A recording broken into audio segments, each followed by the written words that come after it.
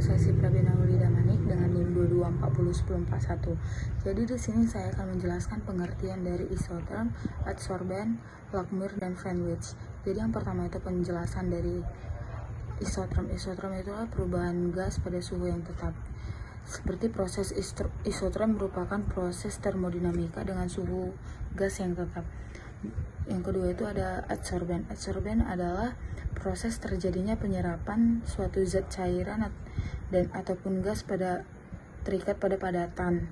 Yang ketiga itu ada Lockyer. Lockyer itu adalah metode yang digunakan untuk memprediksi adsorpsi pada padatan. Yang keempat adalah French, yang artinya di mana pengukuran suatu gas yang teradsorpsi oleh satuan massa adsorbent. Perkenalkan, nama saya Iren Elsada Panasilawan dengan NIM 22401017. Pada hari ini saya akan menjelaskan mengenai materi.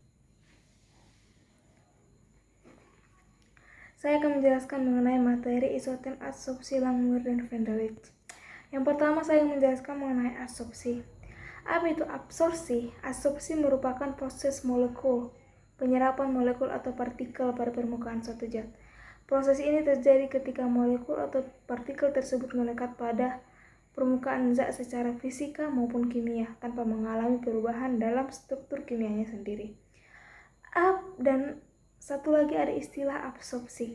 Absorpsi di sisi lain adalah proses penyerapan satu zat oleh zat lain di seluruh volumenya. Proses ini melibatkan penetrasi yang diserap ke dalam struktur molekul atau kristal zat penyerap. Perbedaan dari adsorpsi dan absorpsi adalah ketika adsorpsi itu merupakan proses penyerapan molekul pada permukaan, sedangkan absorpsi merupakan proses penyerapan molekul sampai ke inti molekul yang menyerap. Yang kedua merupakan adsorbent dan adsorbat. Adsorban merupakan molekul atau partikel yang diserap atau melekat pada permukaan zat yang berfungsi sebagai adsorben. Sedangkan adsorben merupakan zat atau permukaan yang melakukan absorpsi, yaitu yang menahan molekul atau partikel adsorban. Kesimpulan dari adsorbat dan adsorben ialah adsorban merupakan molekul yang diserap, sedangkan adsorben merupakan media yang menyerap. Yang terakhir adalah manfaat adsorpsi. Absorpsi sangat bermanfaat dalam kehidupan kita, misal seperti pembersihan air. Adsorpsi sering digunakan dalam pengolahan air, yaitu menghilangkan zat pencemar seperti logam berat, pestisida, dan senyawa organik lainnya. Yang kedua adalah pemurnian gas dalam industri gas. Adsorben dapat digunakan untuk menghilangkan kontaminan seperti karbon dioksida atau air dari gas alam atau gas industri. Demikian penjelasan saya. Terima kasih. Halo, selamat malam. Perkenalkan, nama saya Beriman Luman Raza. Di sini saya akan menjelaskan bagaimana prosedur kerja di judul isotherm, adsorpsi, Lockyer, dan French. Yang pertama, siapkan alat dan bahan. Kemudian diukur 10 ml asam asetat 0,01 normalitas. Kemudian dimasukkan ke dalam Erlenmeyer. Lalu ditambahkan dengan 0,1 gram arang aktif, ditutup dengan plastik dan diikat dengan karet. Kemudian dikocok selama 5 menit dan disaring. Dipipet sebanyak 5 ml filtrat, kemudian ditambahkan 3 tetes indikator PP. Dititrasi dengan NaOH 0,02 normalitas sampai larutan berubah warna dari bening menjadi merah lembayung. Dilakukan hal yang sama untuk asam asetat 0,02, 0,03, dan 0,05 normalitas, dan dicatat hasilnya. Adapun syarat-syarat titrasi yang baik dan benar, yang pertama dia harus stoikiometri. Maksud dari stoikiometri tersebut yaitu dia memiliki titik ekuivalen. Yang kedua, dapat memperlihatkan titik akhir titrasi tersebut. Maksudnya di situ dia sudah dapat berubah warna dan titrasi sudah bisa diberhentikan. Yang ketiga, kesetimbangannya reaksi mengarah ke produknya. Yang keempat, reaksi berlangsung cepat. Yang kelima, tidak ada reaksi samping yang mengganggu reaksi. Yang keenam, harus ada zat menandai titik akhir titrasi. Sekian dari saya, salam sehat, tetap semangat. Teman-teman, perkenalkan, nama saya Novita Cermida Purba dengan NIM 22401031. Saya dari partner 5.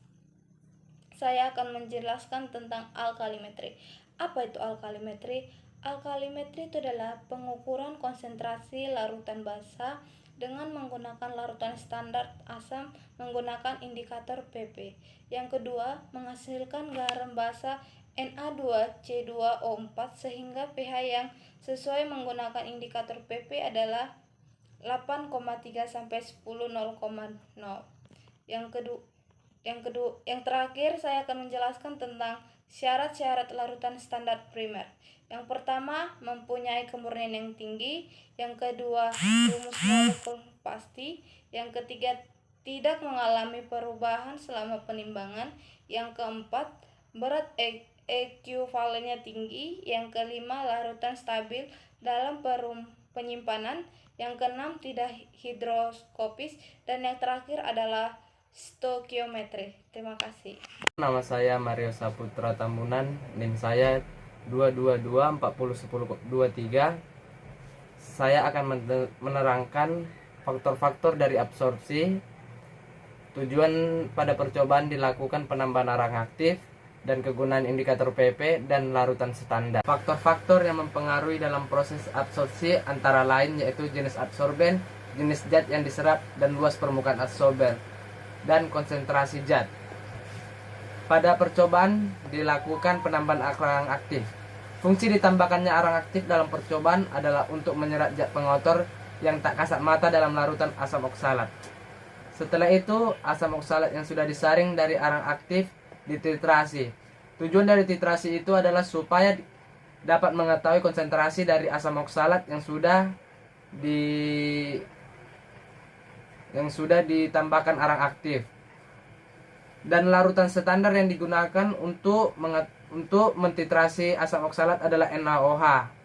Dan pada percobaan juga ditambahkan indikator pp. Tujuan dari indikator pp itu adalah untuk memberikan warna pada asam. Halo Kak dan teman-teman semuanya. Perkenalkan, nama saya Yohana Apriani Siombing, NIM 22240144 dari partner 5. Saya akan menjelaskan materi dari judul Isoterm Absorpsi Langmuir dan Freundlich yang diasisteni oleh Kak Safira Pratiwi.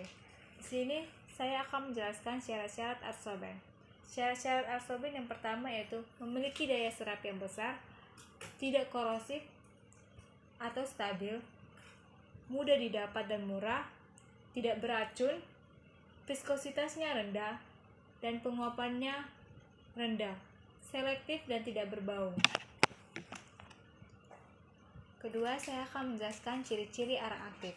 Ciri-ciri arang aktif itu luas permukaannya 300 sampai 3000 cm3 per gram, bersifat absorben, sifat absorpsinya selektif, daya serapnya antara 25 sampai 100% terhadap berat arang aktif. Di sini saya akan juga menjelaskan pembagian arang aktif. Pembagian arang aktif ada 4, yaitu karbon aktif granat yang biasanya berbentuk butiran atau pelet. Kedua, karbon aktif powder. Biasanya karbon aktif powder ini dari sisa bahan pembuatan kertas, berkas gergaji atau bubuk gergaji yang memiliki densitas yang rendah. Yang ketiga, karbon aktif molekular sleeve. Biasanya karbon aktif ini terjadi untuk pemisahan nitrogen dan oksigen dalam udara. Keempat, karbon aktif fiber. Karbon aktif fiber ini ukurannya lebih kecil dibandingkan karbon aktif powder. Aplikasi karbon aktif fiber dapat ditemukan dalam bidang perlakuan udara seperti penangkapan larutan. Inilah materi dari saya. Sekian dan terima kasih.